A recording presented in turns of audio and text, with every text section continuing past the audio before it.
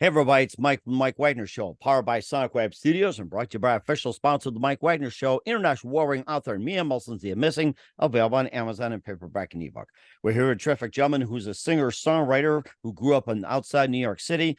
After decades of quietus, he reestablished the adored Memphis sound with brand new music. And what's with the new Memphis sound? We'll talk about that. He's been involved with Elvis Presley, the Jordanaires, TV talk show legend Joe Franklin, and the psychic to the stars, John Cohen. Also been involved with Billy Joel's band and a lot more. And of course, if you guys remember Earl Grant from back in the day and also Elvis Presley, there was a song called At the End of the Rainbow, and we'll be talking about that. Just take it to a whole new level, and this guy knows how to take it to a pot of gold. Live, ladies and gentlemen, from Plus Studios, some of the United States, and word has it, he's in beautiful Fort Lauderdale, Florida. Maybe Elvis got him there.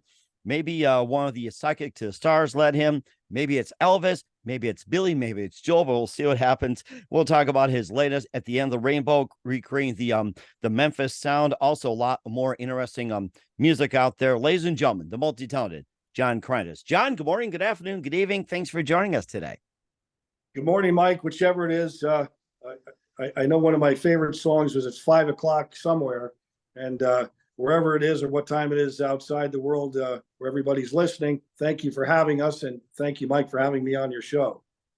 Well, it's great to have you on board as well, too. You know, being 5 o'clock somewhere makes you think of Jimmy Buffett, who passed on and kind of left too soon. In our opinion, I was still want to get some more cheeseburgers in paradise and being wasted again in Margaritaville, but I'm sure he's up there maybe having little cheeseburgers with Elvis, a little peanut butter and banana, something like that. Yeah.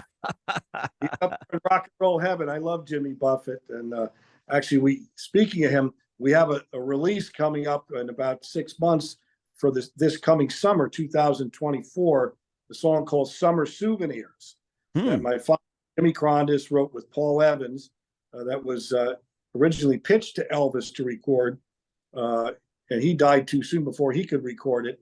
But I have, it's another one of those songs, one of the 100 songs or so that we've recorded with all the Elvis musicians. And on that recording, I have the American Sound Studio Band that recorded Suspicious Minds with Elvis and the Jordanaires singing with me in Elvis Presley's horn section. And it is very reminiscent of a Jimmy Buffett type of song, and has the steel drums and the marimbas. And it's a really cool song. So we're actually in the process of starting to set that up and design a record cover, and the Orchard is working with us on getting that set up ahead of time so it's ready to go at the end of May. And we're certainly looking forward to it as well, too. And of course, you're a singer-songwriter from outside New York City, and after decades of quietus, which I like that, you established the adored Memphis sound with new music, and you got At the End of the Rainbow. We'll play that along with another one of the cuts at the end of the audio interview. You've been involved with Elvis, the Jordanaires, talk show host legend Joe Franklin, and psychic stars John Cohen, and more, and a little bit of Billy Joel as well, too. And before getting to all that, John, tell us how you first got started. Well, I'll quote my mother. People ask me that question often, and my mother was on a few radio interviews. Unfortunately, she passed 2 years ago. But her response, and everyone giggled. We were on a radio interview in New York at WVOX, and we were asked that question, and she stepped in and said, "John came out of the womb and was born into the studio." It usually gets a rise out of the DJs. And, I love that one. I'll have to use that from now on. But I can absolutely swear on a stack of Bibles she's 1,000% correct, because in every house since the day I was born, there was a recording studio in the basement.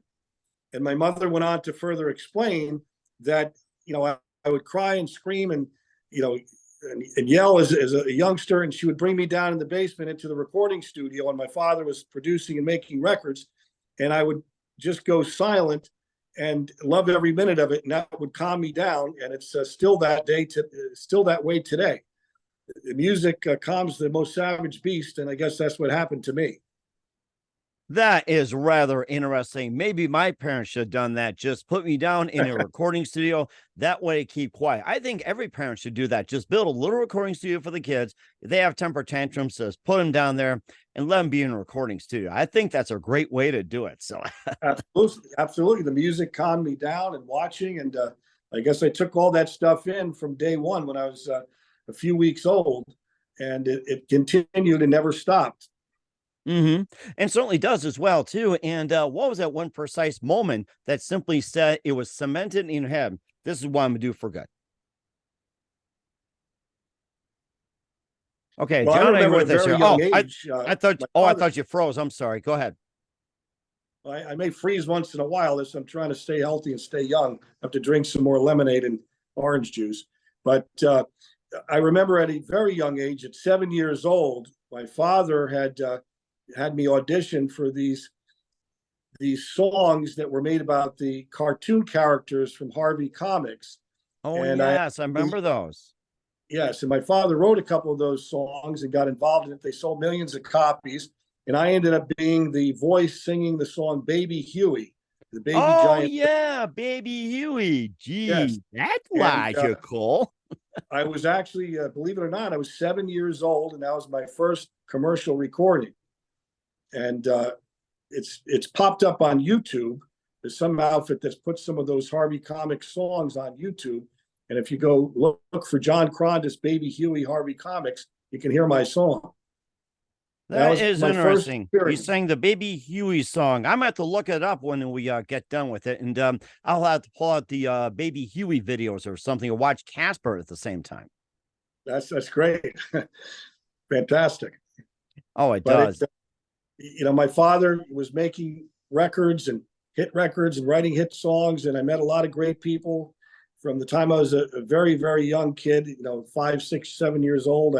I loved every minute of it, and meeting all these musicians and the process of making records. And as they say, the apple doesn't fall far from the tree. My father got me started writing music. I wrote one very, very beautiful song with my father, and unfortunately his time expired when I was young. But I wrote a song called The Way I Feel Tonight with my father, Jimmy Krondes, who is a very famous award-winning songwriter. And I've actually recorded that song over the last few years. It's finished now with the Elvis Presley musicians. A Dynamite song. And I've got the Jordanaires and the original Sweet Inspirations that sang with Elvis and some of his horn section players on that song. So that'll be a song that'll be released sometime soon. We've got a lot of songs, and that's one of our good problems. Too many songs, and we're still recording, trying to capture the moment. There is never too many songs out there. I mean, you got hundreds and hundreds and hundreds out there, especially with Elvis Presley, the Jordanaires, and the like as well. And besides Elvis Presley, who are some of other favorite singers, songwriters, musicians growing up? Growing up for me, I loved all kinds of music. I loved the 70s music. I got a kick out of that. I remember the song The Hustle, Van McCoy. I loved all that stuff. And the Doobie Brothers, Bachman Turner Overdrive. And I remember Bruce Springsteen when that first came out in the 70s, Born to Run. I loved that song. I remember listening, I think the first time I heard that song, I was listening to, so I grew up in New York, to WABC, which that was an AM station. 77 WABC was a music station at that time. And I remember hearing that, the Bruce Springsteen Born to Run, and also Mandy, that beautiful song by Barry Manilow. Yes, Barry Manilow. That is a classic. Yes. Classic song. I remember hearing all those things. And my father was working as an executive, aside from being a record producer and a writer. He worked at ABC Records in the 1970s and also at RCA Records. And they had some great acts. And he would bring me home all these records. And I met some of these musicians. Steely Dan was one of the groups that was assigned to ABC Records. And I met them there in New York. And Kenny Laguna, who was Joan Jett's producer, actually wrote with my father and was working with my dad as a writer at ABC Records. And at RCA Records, my father started bringing home some of the Elvis records. And I remember when Suspicious Minds came out, hearing that single, my father brought me home the song when I was probably 4 years old. Oh, wow. And I loved every minute of that song. And I've ended up now recording a lot of these great new recordings with the Elvis Presley musicians, more specifically the American Sound Studio Band. That's the band that recorded Suspicious Minds with Elvis. Okay. I love all kinds of music. And how did you first get connected with Elvis and the Jordanaires? Well, it was not something that was intentional. I started recording a new arrangement of my father's song, The End, at the end of a rainbow, Earl Grant's first big hit. And I was feeling, reminiscent and missing my father. He died at 59 years old. And I sat down at the piano and started coming up with this really cool arrangement, a new type of rendition of The End. Mhm. And I ended up when I get these things in my head, when I'm writing my own song or coming up with something like that, a new arrangement, I kept at it till it was perfect and ready to go. And I had gone to a famous arranger, George Andrews, to play it for him. And he ended up loving the song and started laughing when he at the end of the song, when he heard my piano and my voice. And he said, "You know what I think?" And I said, I kind of cringed a little bit because he was laughing. And he said, "I love it." He started laughing hysterically. And then went on to say, he started laughing again and pointed at me and said, "You sound like Elvis." And I wasn't expecting that response. He started laughing again. And he said, "Who's going to sing with you?" Like he was going to fall off his chair laughing. Then he bursts out and says, "You need a big godly vocal group like Elvis had, like the Jordanaires." Ha, ha, ha, laughing hysterically. And I wonder if they're still alive. And long story short, believe it or not, I started recording this new arrangement of that song at Sony Music Studios, and they loved the song and put me in touch with Dixon Van Winkle, an old school producer in New York. And he loved the music, and George Andrews had talked about the Jordanaires, and I guess word traveled fast. And somebody there in the business had sent a copy of my piano and voice recording to be the beginning of that track to the Jordanaires in Las Vegas. They were doing a show out there, a Patsy Cline tribute, and they loved the song and called back. And I hear from Dixon Van Winkle that the Jordanaires liked your song, and they said that they would agree to try a session with you and, quote, "see how it goes." So they said, "If you want to send John out to Las Vegas, we'll try a session with him." So that's what we did. And Dixon Van Winkle and Sony Music said, let's start a few more tracks, because it's silly to have one song to fly to Las Vegas and have the Jordanaires sing one song, The End. So we started 3 more tracks and went out there with 4 tracks. The others that are a couple finished, The Way I Feel Tonight, the one I told you about, they sang in that very first session. It was magic. And we have a new recording of Can't Help Falling in Love that the Jordanaires, those same 4 men that sang on the same song in 1969 with Elvis, sang on the new recording. And that's scheduled to be completed here in the next few months with the recording of strings and horns. So we've got some great things that happen. And from that recording of The End, all these other musicians, including Joe Esposito, his road manager, heard about me and heard we started getting radio play on The End. And the calls just started coming in. And radio stations, fans, everybody thought they were hearing Elvis. Not that that was the intention, but in some kind of godly way, the rest of Elvis Presley's musicians ended up finding me, and we found each other, all through an introduction by somebody else in the business, or I have no idea how that went, including now the Billy Joel musicians and others. So I ended up meeting the TCB band and Ronnie Tutt and did a session with them. And Ronnie had brought Reggie Young, who was the guitar player for the American Sound Studio band, in to play on that session. And he approached me during that session and said, "This music's really, really sounds great." And the question from all these musicians and these groups were, "Do you have any more songs?" And so what we did with Reggie, he said, my guys are still around, the American Sound Studio band. Would you like to try a session with them? So he organized a recording session. And at this point, we had all of them. Everybody's healthy, alive, ready to go. The most unbelievable musicians in the world. So I started cutting tracks and sessions one after the next with the American Sound Studio band, and combinations of sessions with Ronnie Tutt when he was available, the drummer with the TCB band. We ended up having Elvis Presley's first drummer, DJ Fontana. I remember. Yeah, what a classic. Yes. He played, you have to ask Caden Gordon. He recorded something like 450 or more RCA cuts with Elvis Presley. And he was still around. Nobody used him anymore. And he heard about the project, and I got a call, from somebody close to him, said he'd like to try recording some songs with me and some of the other Elvis musicians. And it was, again, just an amazing session. he recorded 6 or 8 new songs, which none of this stuff is released yet. The End and A Dream for Peace are the first. But we tried to bring DJ back in the studio for a second round. We wanted to keep everybody in the loop and keep more people playing more songs on the Elvis musicians. And unfortunately, he died in his sleep in 2018. So we never got a second chance, but we do have some great new songs, even with DJ Fontana playing drums. How do you like that? That is interesting. You also have some other music. You've been on Spotify and also Pandora and a little bit of YouTube and more. You only hear what you want to hear. Let It Be Me. And of course, more with John Krondes as well, too, of At the End of the Rainbow. But first, listen to the Mike Wagner Show at the MikeWagnerShow.com, powered by Sonic Web Studios. Visit online at sonicwebstudios.com for all your needs. Look at a professional website without breaking your budget. Sonic Web Studios is the answer. Sonic Web Studios offers fast, affordable custom web designs that blow the competition away. Call today, 1-800-303-3960. That's 1-800-303-3960. Or email to support@sonicwebstudios.com. Mention the Mike Wagner Show. Get 20% off your first project. Sonic Web Studios. Take your image to the next level. Also, time to give official shout out to our official sponsor of the Mike Wagner Show, international warring author Mia Molson-Zia. If you love fast-paced mysteries, you love Missing by Mia Molson-Zia, available on Amazon and paperback and ebook. Missing is fast-paced and intriguing with an unforgettable twist. Takes place in 4 countries, 2 strangers, 1 target, where truth is illusion and those who love be the first go missing. It's available on Amazon and paperback and ebook.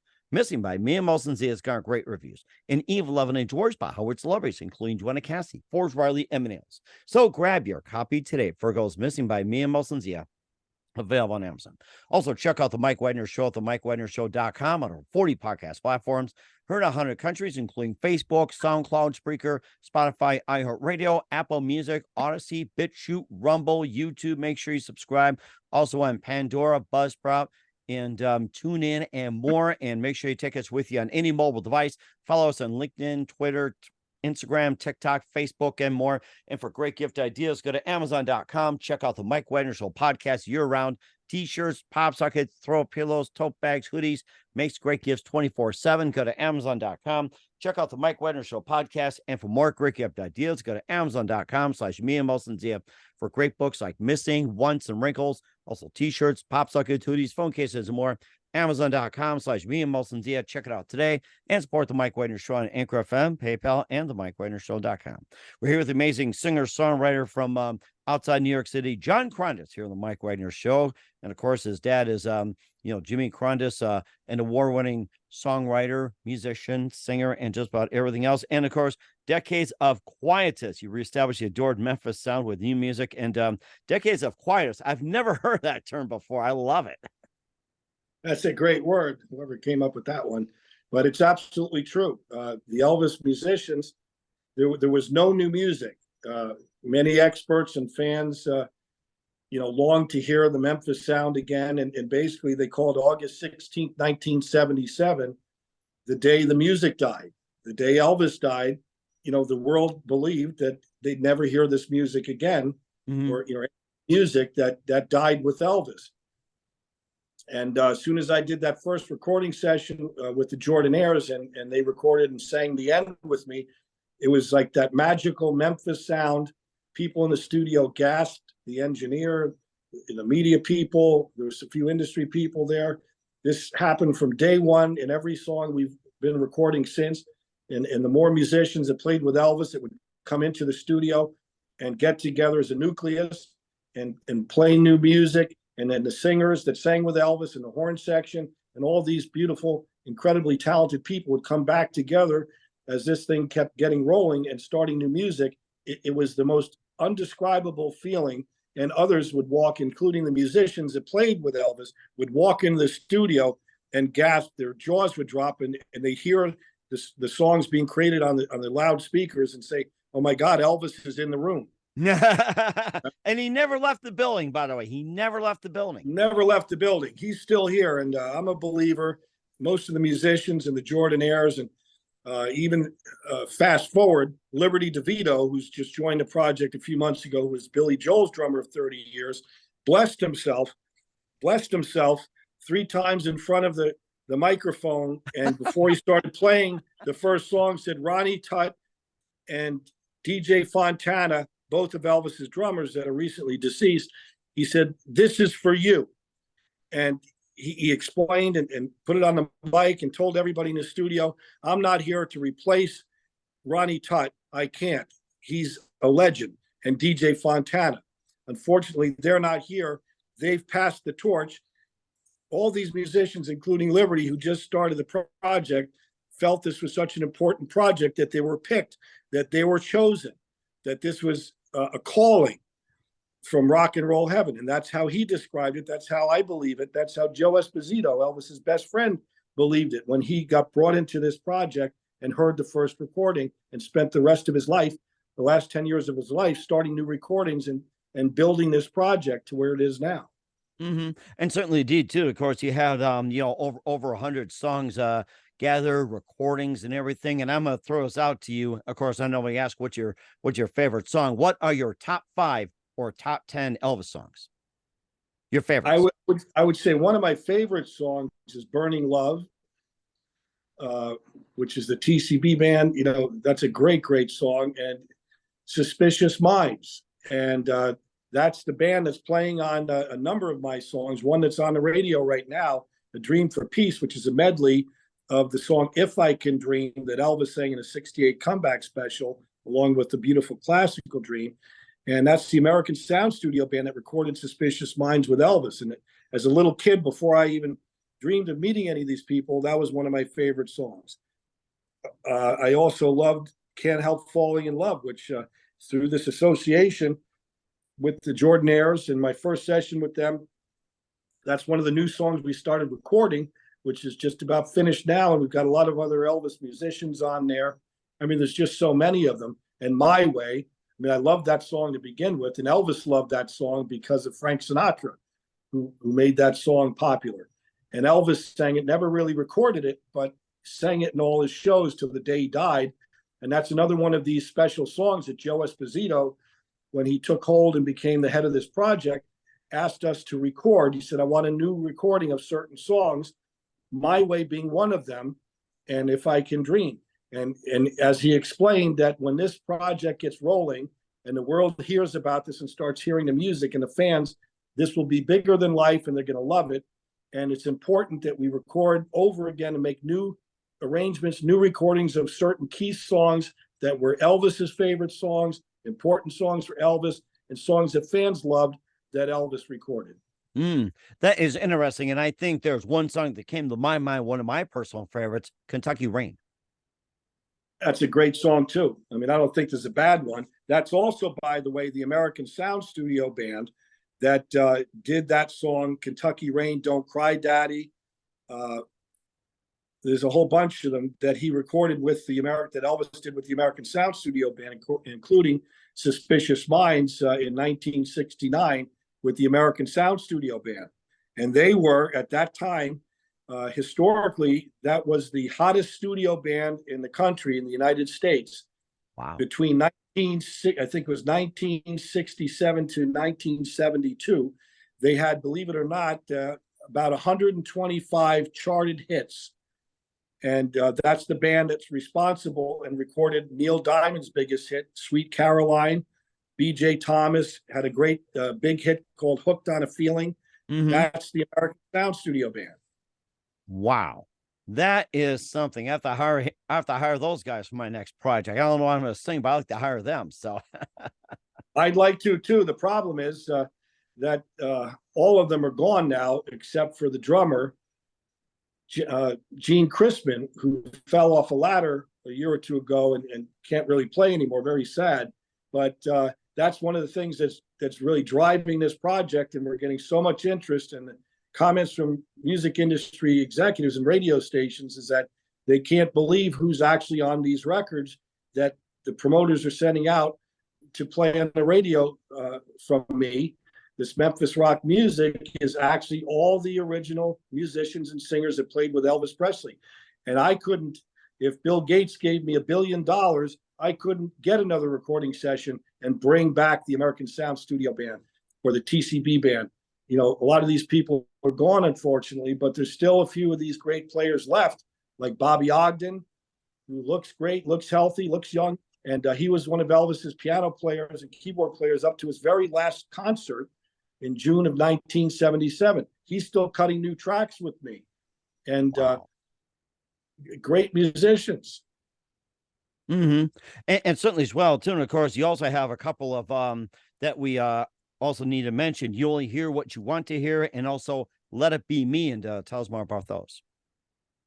Those are also great tracks. The Orchard, I thank God for them that they believed in me from day one. And before we even got these songs released to radio, they loved this and put a few of my first singles on Spotify and on streaming platforms. Well, this is brand new. Now they're actually going crazy with this. We just had a conference call with them today, and they're setting up promotion and advertising to start pushing, the John Krondes Memphis rock music all over social media and advertising it with you click on it, it goes to Spotify, you can hear the song.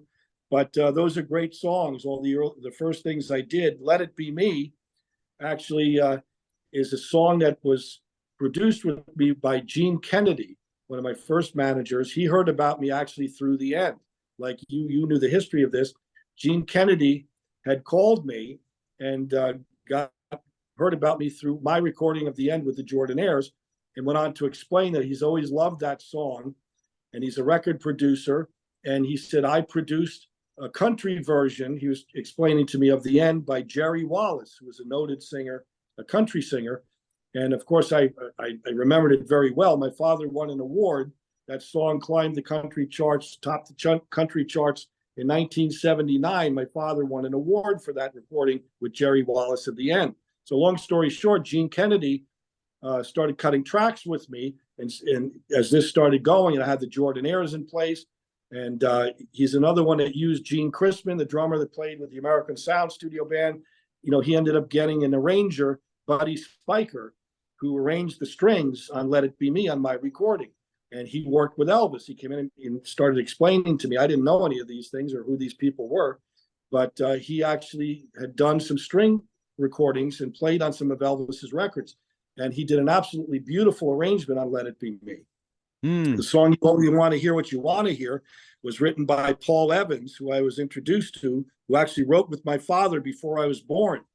Wow. And Paul and I started writing together after he heard what I was doing in these first recordings, and wanted me to record a couple songs that he wrote that were given to Elvis, some written by my father with him. But You Only Hear What You Want to Hear is one of those songs. And that's one of the first tracks in the first group of things we were doing. And DJ Fontana is the drummer on You Only Hear What You Want to Hear. And sounded, he was tripping out all the young engineers in the studio. Everybody was just jumping up and down saying, look at that man go. He sounds like he's 20 years old. I mean, here's Elvis Presley's first drummer rocking it out with the American Sound Studio Band musicians. That was mostly the American Sound Studio Band with DJ Fontana on drums, Elvis Presley's horn section, and then we ended up having the Jordanaires, the Sweet Inspirations on that song. It's a great recording. That is fantastic. I mean, you've got a great collection out there. You got something to offer. We're certainly looking forward to checking it out. And if there's other music you want to talk about, feel free to talk about it as well.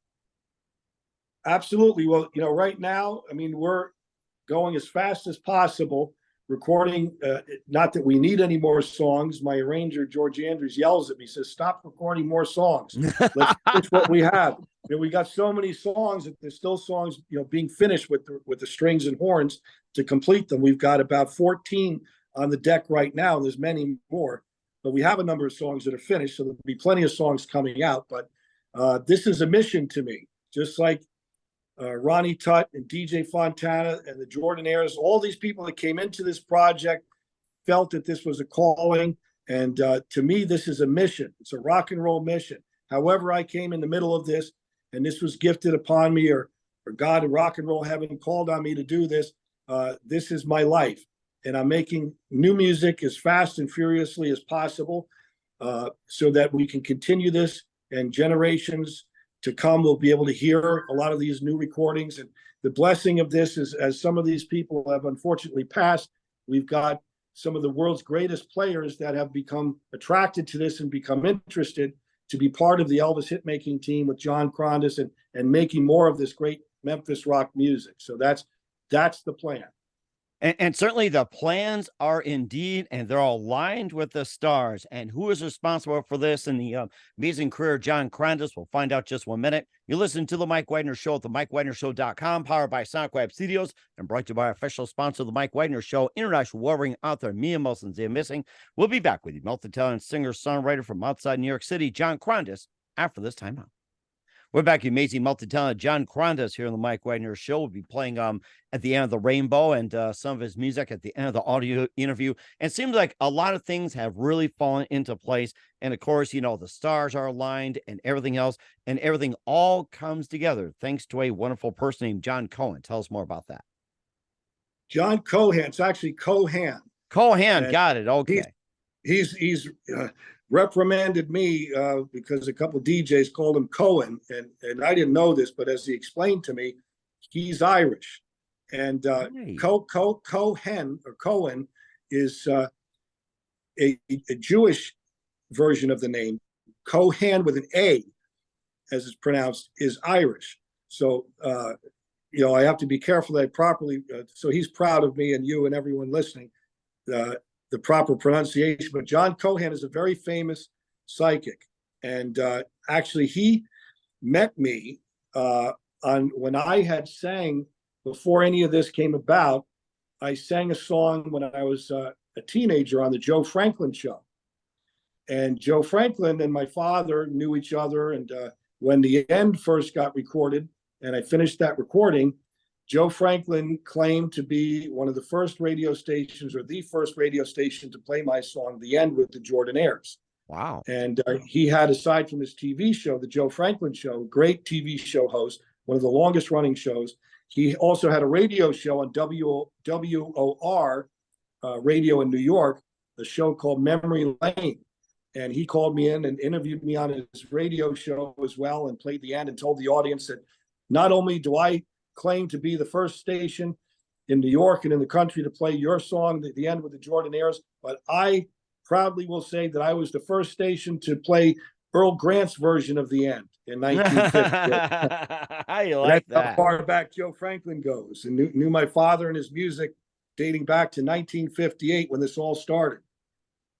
Wow. And I'm sure Earl must be really proud of this accomplishment. He's up there at the end of the rainbow. So Absolutely. He's another one of these great people on the other side of the rainbow. and certainly does. In the meantime, where can we find all your music, including the latest release, John? Well, right now, from all these great people working with us, The Orchard has been promoting my music and doing a great job, and doing even more to advertise my music and promote it.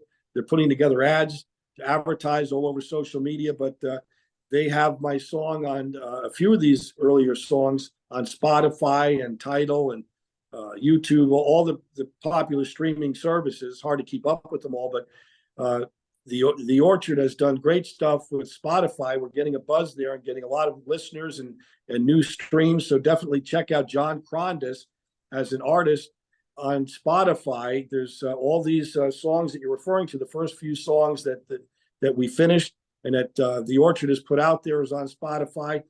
You know, we're working very hard to, you know, get more and more promoters. We have promoters that are promoting The End and A Dream for Peace, to playlist curators on Spotify that are now all of a sudden triggering a lot of new activity where we're getting played and added to a lot of Spotify playlists, which represent another thousands or millions of listeners. And we also are getting a lot of radio play, you know, thanks to some of the world's biggest radio distributors, Play MPE being one of them, and Yangaroo Music and All Access Nashville, Music Radio Promotions, CDX Nashville. We've got more. The list goes on, but I've been blessed. I mean, all this activity, more specifically in the last 6 months, we've got the interest and support of Play MPE and Yangaroo, all these very, very big companies that have the power and are the gatekeepers and the ability, if they like the artist and the music and they vote on it, to get this to every corner of the earth, like your show, going to several countries. Play MPE literally is getting us played all over the world. all over Europe, the UK, Australia, New Zealand, South Africa, all over the place. That is certainly amazing. We'll be playing his music at the end of the audio interview. We encourage everybody to do that. We're here with singer-songwriter, multi-talented John Krondes of At the End of the Rainbow here on the Mike Wagner Show, responsible for bringing back the Memphis sound and a couple of things. John, what else can we expect from you in 2024 and beyond? In 2024, you're going to be hearing a lot of new music from John Krondes and the Elvis Hitmaking Team Project, beginning with The End. At the End of a Rainbow, we're starting a very big worldwide release and campaign to radio and Spotify. It's already on there, but a very big radio campaign beginning right at the top of the year of 2024. And for this reason, the Play MPE and a lot of the promoters jumped on the opportunity because the new movie Priscilla, which is basically a sequel to the Elvis movie about Priscilla Presley and her life and how she met Elvis, is being released internationally January 5th. Nice. And starts in the UK and Europe. It's being released January 18th in Australia, New Zealand, and going. So my release of The End, At the End of a Rainbow, will follow that release schedule of the movie. And for one of the important reasons that Elvis Presley chose my father's song, The End, At the End of a Rainbow, to serenade and sing to Priscilla Beaulieu on the night they met in Germany in 1959, with Joe Esposito, one of his friends, singing harmony when he sang The End to Priscilla. And she wrote about this in her book, and it's in a People magazine feature story on her, which people.com is online. You can click the link. And she talks about that in that story, that Elvis, in trying to gain her attention, walked up to the piano in that very first encounter and sang 3 songs to her. Are You Lonesome Tonight, Rags to Riches, and, quote, with his friends singing harmony at the End of a Rainbow. So that's our next big thing, a big global worldwide release of The End that will begin the very beginning of January 2024. And we have the next song planned to follow that at the end of May, the song called Summer Souvenirs, which I've recorded with the American Sound Studio band that played Suspicious Minds with Elvis. My father wrote that song with Paul Evans, who wrote a lot of big Elvis hits. And we have the Jordanaires singing with me on that song, Elvis's horn section. And it's a wonderful, happy, fun sounding song, very reminiscent of Jimmy Buffett, who's left us much too early just this past year. And in his honor, hopefully this is something that strikes a chord with people and makes them happy for this summer of 2024.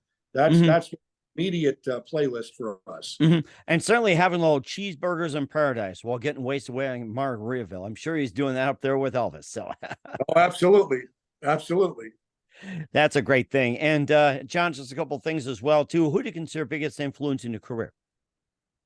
Well, I would say Elvis, definitely, for one, because he's become a part of my life as a whole, 200%. But also Frank Sinatra. I mean, I always loved Sinatra.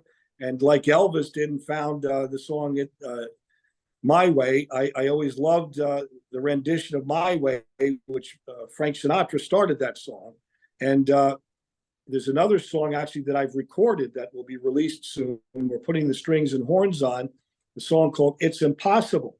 And when my father worked at RCA Records in the early 70s, my father, Jimmy Krondes, actually showed that song to Perry Como.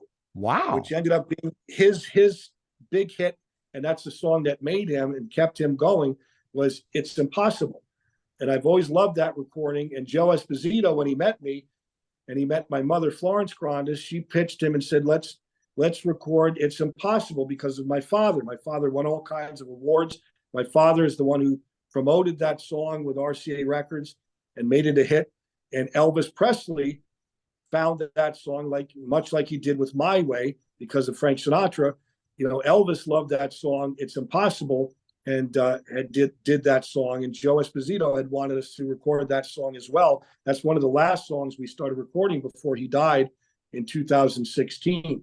But outside of that, I mean, I love music. I've always loved the 70s. I love the stuff before I was born in the 60s. I love the Eagles. I remember my dad taking me when he worked in the music business in the early 70s out to Saratoga Springs in New York to see the Eagles. And I think it was probably their first concert. I love the 80s rock, Def Leppard, Joan Jett, I love rock and roll. I Oh love yeah. cars. Uh, I love all these groups. Cheap Hmm. Trick, every one of those great groups. Kiss, Rock and Roll All Night. I mean, I always loved that growing up as a youngster. Uh, all that great music, and I love all kinds of great music. So there's a few favorites, but I love everything. And I'm sure Elvis will be happy about that too. Absolutely, and part of my mission is keeping the music alive for Elvis, and more specifically, keeping the Memphis sound alive. Hmm. And The of sound, course, the style of music, everybody oh thought was yeah. dead. And last thing, what's the best advice you can give to anybody at this point? Well, the advice I could give everybody is, thank you very much for your support. Please keep listening to our new music, the new Memphis rock music by John Krondes and the Elvis Hitmaking team. Follow us on Spotify. Please stream our music.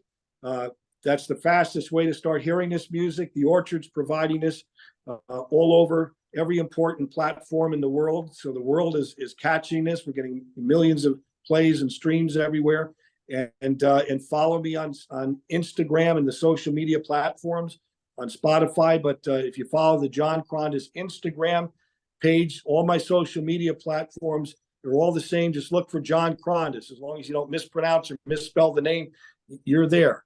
John Krondes, Krondes, at John Krondes on Instagram, Facebook, Twitter, even on LinkedIn. We're getting a lot of industry people too. A lot of radio people and music industry people. They're connecting with me on LinkedIn. All good stuff, just to keep connected to the world, so everybody hears the new music and the news, the rock and roll news first. Just follow John Krondes and follow the new Memphis Rock. We will certainly do that as well. Once again, with the multi-talented John Krondes of At the End of the Rainbow here on the Mike Wagner Show. John, a very big thank you for your time. You've been absolutely fantastic. Learned a lot from you. Looking forward to having you again soon. Keep us up to date. Keep in touch. Love to have you back. Once again, what's your website? How do people contact you? And we can people purchase or check out your works. Yes, good question. And thank you very much, Mike. And likewise, it's a pleasure and an honor to be on your show, and hope to do it again. We have a great website that's in place that's getting bigger by the day. It's the same thing. John Krondes. Just remember the name, johnkrondes.com. That's the official site. And people can follow me there. The Orchard, with the first few of these songs, that the earlier songs that I had finished that they put up there, some of which are not even released yet, you can find on iTunes and Amazon Music. They put this stuff pretty well everywhere. Now they're in high gear, making sure it gets on every new outlet or platform.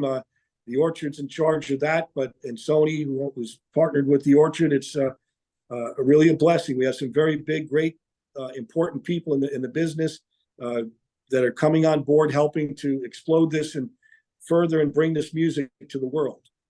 That is certainly amazing. We're going to check that out. Once again, John, a very big thank you for your time. You've been absolutely fantastic. Looking forward to having you again soon. Keep us up to date. Keep in touch. Love to have you back. Wish you all best. And John, you definitely have a great future ahead of you. Thank you so much, Mike. And thank you, everyone, for listening. God bless you.